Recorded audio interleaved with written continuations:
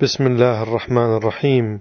الحمد لله رب العالمين، وصلى الله وسلم وبارك على نبينا محمد وعلى آله وأصحابه وأزواجه ومن تبعهم وسار على نهجهم واقتفى أثرهم من الآن إلى قيام يوم الدين وسلم تسلیما كثيرا.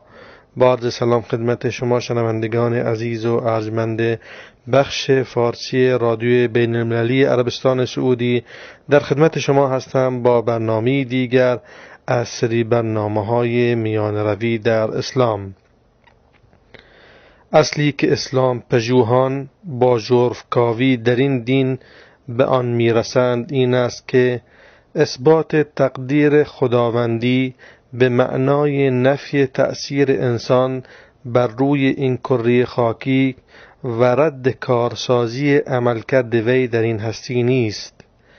همان خدایی که خلعت آفرینش را به آدمی ارزانی داشته است، همسوز که خرد، اراده و قدرت به وی بخشیده است و انسان با عقل می اندیشد، به وسیله اراده به سنجش و ارزیابی می پردازد و به کمک نیرو و قدرت خود به اندیشه های سنجیده جامعه عمل می پوشاند.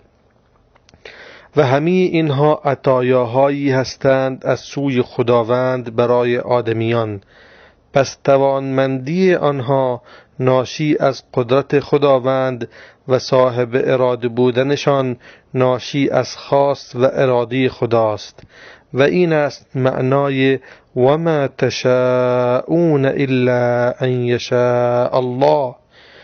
شما نمی توانید بخواهید مگر اینکه خدا بخواهد. درست است انسان دارای خواست می باشد و می خواهد، چرا که خداوند برای وی چنین خواسته که بخواهد، و همین است مفهوم لا حول ولا قوة الا بالله. هیچ انرژی جنبیدن و هیچ نیرویی نیست مگر از جانب خدا. یعنی درست است که انسان دارای انرژی و نیرو می باشد و با آنها کسب منفعت و دفع زیان می کند، اما انرژی و نیرویش نه از خود وی می باشند و نه به خود وی بستگی دارند، بلکه توانایی و نیروی انسان با کمک خدا و از جانب خدا می باشد. و بر همین مبناست که خداوند انسان را مخاطب امر و نهی می سازد، به سوی وی پیامبر روانه می کند، کتاب بر وی فرو می فرستد و پاداش و مجازات را در برابر چشمانش قرار می دهد. و اگر انسان دارای اراده و نیرو نمی بود، نگذاشتن بار امانت بر دوش وی معنایی داشت، نه پاداش و سرزنش کردن او با عدالت و حکمت خداوندی سازگاری داشت، و نیز گماشتن وی به جانشینی در زمین و آباد ساختن آن معنایی نداشت. هر بار که خدا می فرمود هو انشأکم من الارض واستعمرکم فیها، اوست که شما را از زمین آفریده است و آبادانی آن را به شما واگذار نموده است. واژه استعمرکم یعنی آبادسازی آن را از شما درخواست نموده است. انسان آفریده است برای خداوند، اما آفریده است ممتاز، با برخورداری از استعدادها، توانایی‌های سرشار و نیروهای روحی، فکری و فیزیکی که خداوند به وسیله آنها شایستگی حمل مسئولیت جانشینی و ادای امانت را به وی بخشیده است. امانتی که عظمت و سنگینی آن به حدی است که قرآن با این تصویر هنری رسا از آن تعبیر می کند، آنجا که می فرماید إنا عرضنا الأمانة على السماوات والأرض والجبال فأبين أن يحملنها وأشفقن منها وحملها الإنسان إنه كان ظلوما جهولا. ما امانت یعنی اختیار و اراده را بر آسمانها و زمین و کوها عرضه داشتیم، اما آنها جملگی از پذیرش آن خودداری کردند و از آن به هراس افتادند، و حال اینکه انسان زیر بار رفت و آن را پذیرفت. انسان آفریده است مکلف و مسئول و وظیفه دارد که تا هنگام مرگ و دیدار پروردگار خود به تلاش و تکاپو بپردازد و پروردگار در آنجا متناسب با تلاش انجام شده وی را محاکمه و جزا می دهد، جزای نیک در برابر نیکی و جزای سخت و دردآور در برابر بدی و نابکاری. بنابر همین است که خداوند روی سخنش را انسان قرار داده و می‌فرماید یا ایها الانسان انک کادح الی ربک کدحا انک کادح الی ربک کدحا فملاقیه. هان ای انسان، تو پیوسته با تلاش بی امان و رنج فراوان به سوی پروردگار خود رهسپاری و سرانجام او را ملاقات خواهی کرد و نتیجه رنج و تلاش خود را خواهی دید. به هیچ وجه زیبنده انسان نیست که چیزی وی را فریفته سازد و یا نیرنگ باز اغفالگری وی را از پروردگار خود و حقوقی که او بر گردنش دارد غافل و بی اعتنا سازد. هرچند شماری از آدمیان هم باشند که متاسفانه فریفته زندگی دنیا شده و غلط اندازان فریبا آنان را در قبال خداوند گول زده و این فرموده خداوند درباره آنان مصداق یافته باشد. یا ایها الانسان ما غرك بربك الكريم الذي خلقك فسواك فعدلك في أي صورة ما شاء ركبك. چه چیز تو را در برابر پروردگار بزرگوارت مغرور ساخته و در حق او گول زده است؟ پروردگاری که تو را آفریده است و سپس سر و سامانت داده است و بعد معتدل و متناسب کرده است و آنگاه تو را به هر شکلی که خواسته است درآورده و ترکیب بسته است.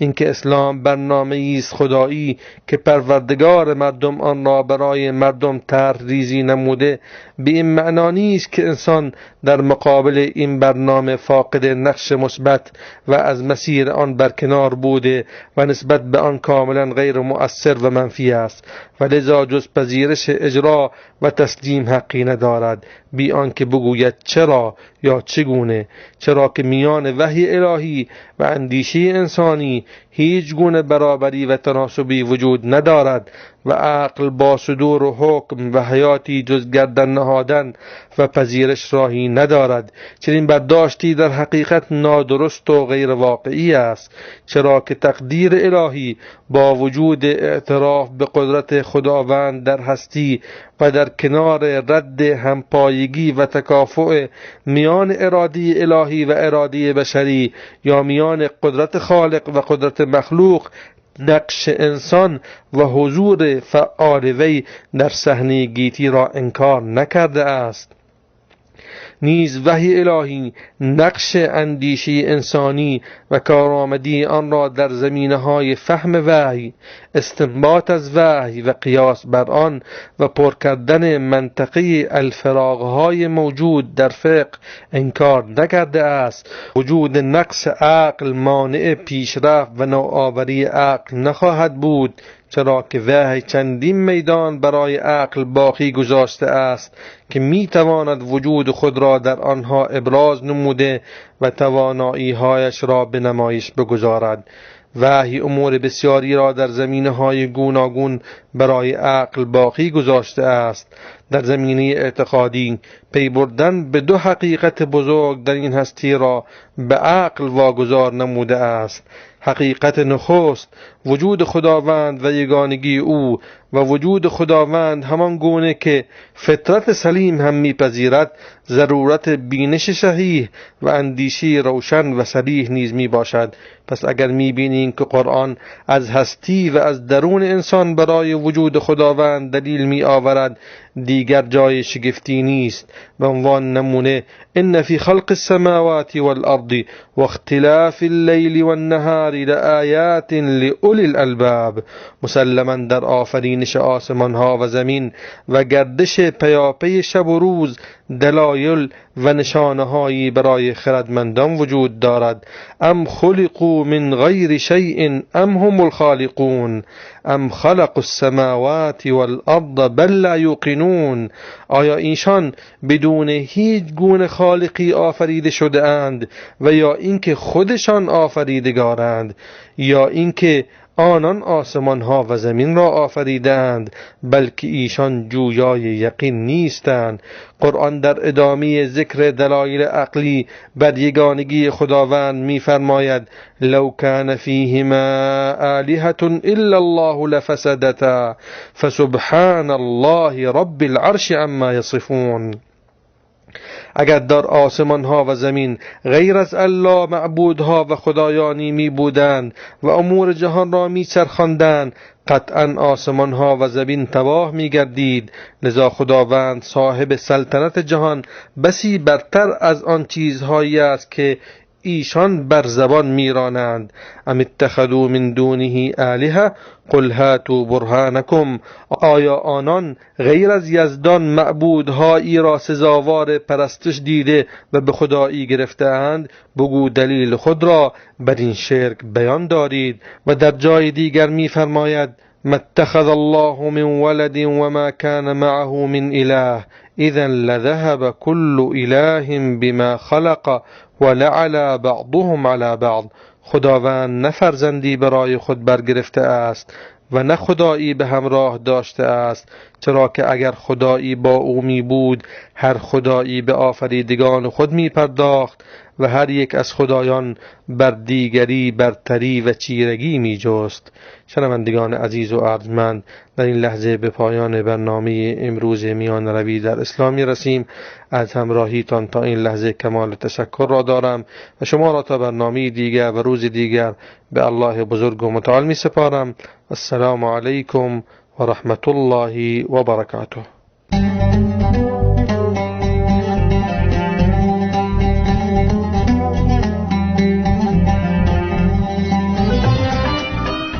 بخش فارسی رادیو بین المللی عربستان سعودی